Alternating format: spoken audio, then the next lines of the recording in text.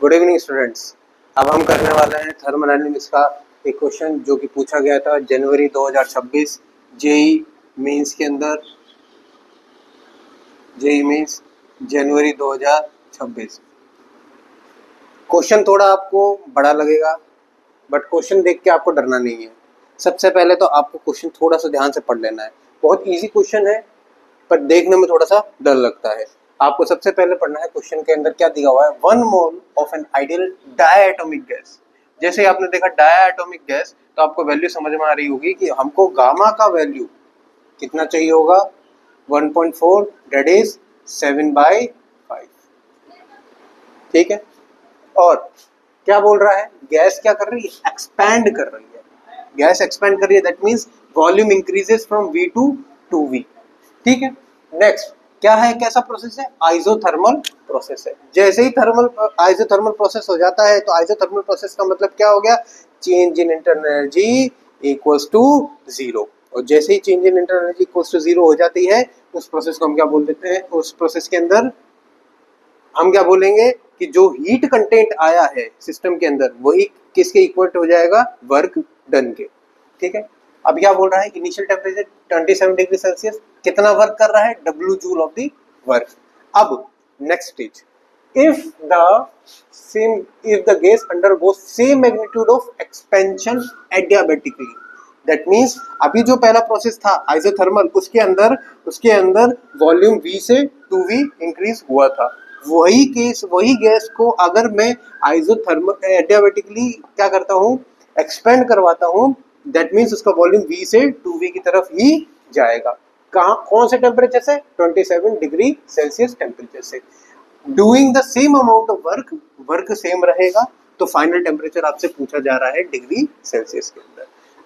अब आप देख सकते हैं कि आपने कॉन्सेप्ट को समझा कि पहले टेम्परेचर चेंज नहीं हुआ, क्यों, क्योंकि पहला प्रोसेस क्या था, आइसोथर्मल प्रोसेस। अब प्रोसेस कैसा हो गया, एडियाबैटिक प्रोसेस। जैसे ही प्रोसेस एडियाबैटिक आता है तो आपसे पूछा जा रहा है कि फाइनल टेम्परेचर कितना हो गया, क्या टेम्परेचर घटा है, क्या टेम्परेचर बढ़ा है। ये चीज हमको जानने के लिए अब हम इस क्वेश्चन को सॉल्व करेंगे। तो जैसे कि मैंने आपको यहाँ पे बता रखा है कि सॉल्यूशन के टाइम पे हम देखेंगे पहला केस 1 क्या है, आइसोथर्मल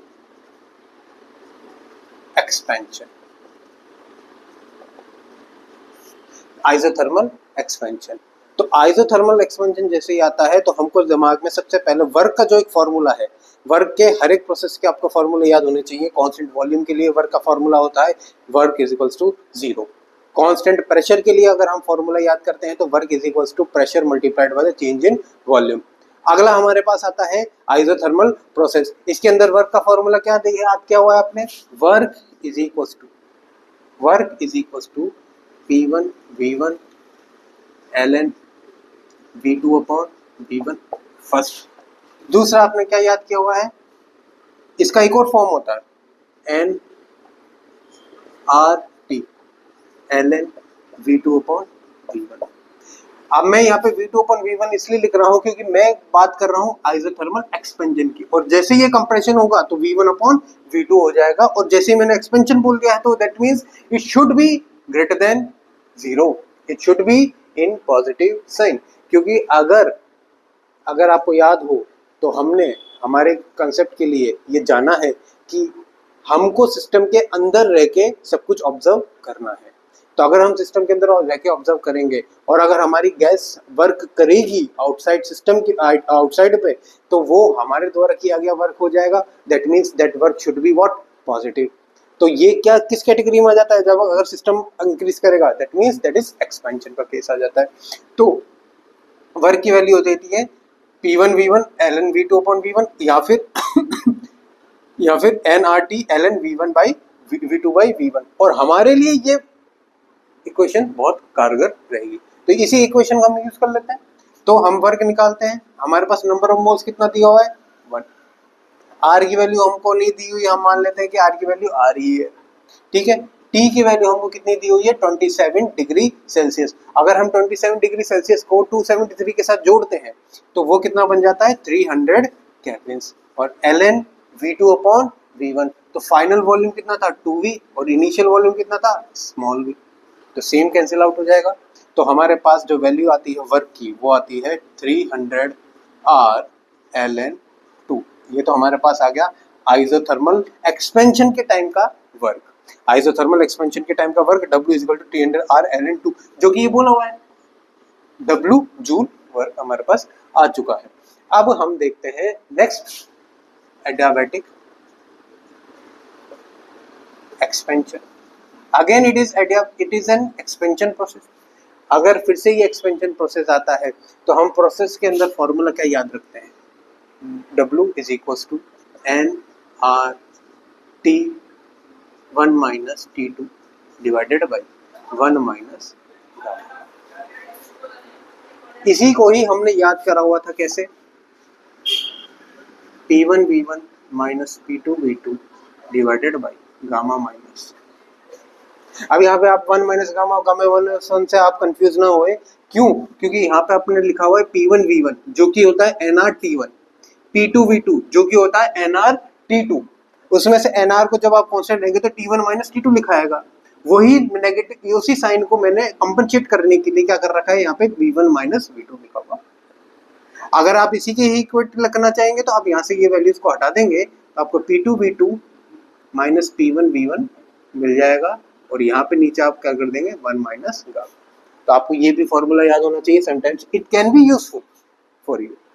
तो अभी हमारे लिए ये फॉर्मूला बहुत यूजफुल है। अब हम करते हैं इसको solve. Number of moles is equal to 1, जैसे कि आपको यहाँ दिया हुआ है। आर की वैल्यू आप कांस्टेंट यहीं रहने दीजिए। चेंज इन टेम्परेचर, अब आ रही है आपकी वैल्यू चेंज इन टेम्परेचर की। अब कई जगह आप क्या करते हो कि आप अपने याद करने के लिए कि भाई change in temperature is what, final temperature minus initial temperature. और बच्चे क्या करते हैं ज्यादातर, ये इसके अंदर कैलकुलेशन को आपको इक्वेशंस के अंदर कैलकुलेशन का टाइम बचाना है।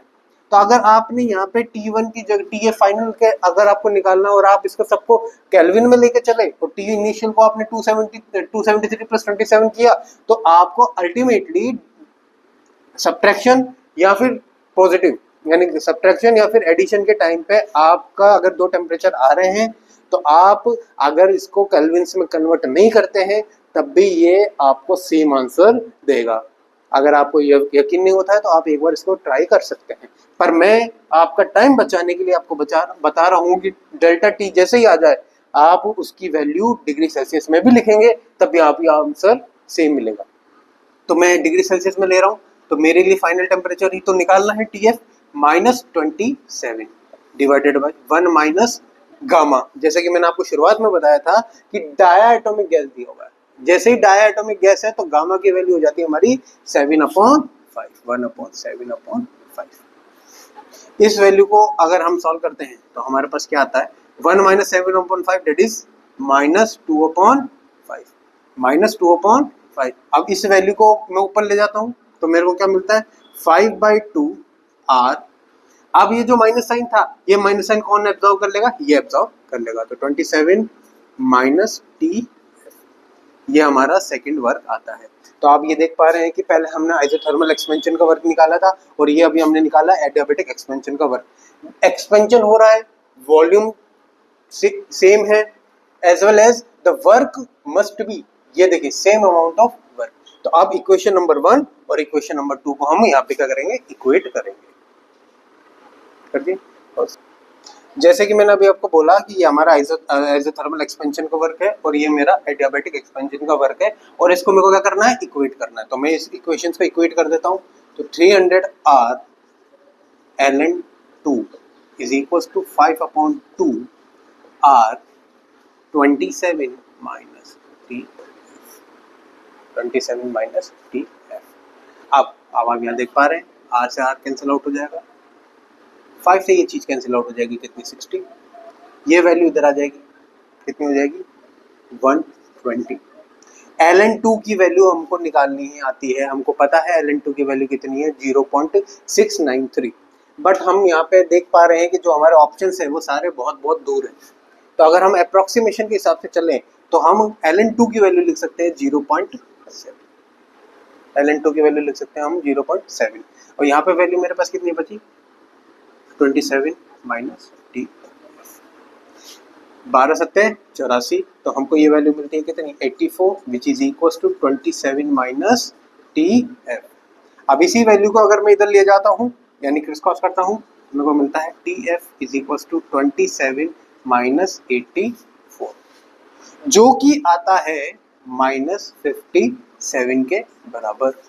बट आप देखेंगे सर ऑप्शन तो माइनस 56 आएगा, आंसर माइनस 56 आएगा, पर हमारा आंसर आ रहा है माइनस 57। जैसे कि मैंने अभी आपको बताया, हमने अभी यहाँ पे अप्रोक्सीमेट वैल्यू ली है, और अगर हमने अप्रोक्सीमेट वैल्यू ली है तो हमारे भी अप्रोक्सीमेट वैल्यू आ रही है, और हमारे ऑप्शन सारे अलग अलग थे, इसलिए हमने अप्रोक्सीमेट वैल्यू ली थी। तो माइनस 57 कुछ नहीं, माइनस 56 है, तो सो आपका आंसर रहेगा minus 56 degree Celsius. I hope आपको ये कंसेप्ट समझ में आए होंगे। आई होप आपको ये क्वेश्चन देख के डर नहीं लगेगा अगली बार, क्योंकि कई बार क्या होता है कि उस क्वेश्चन के अंदर ही उसका आंसर छुपा होता है।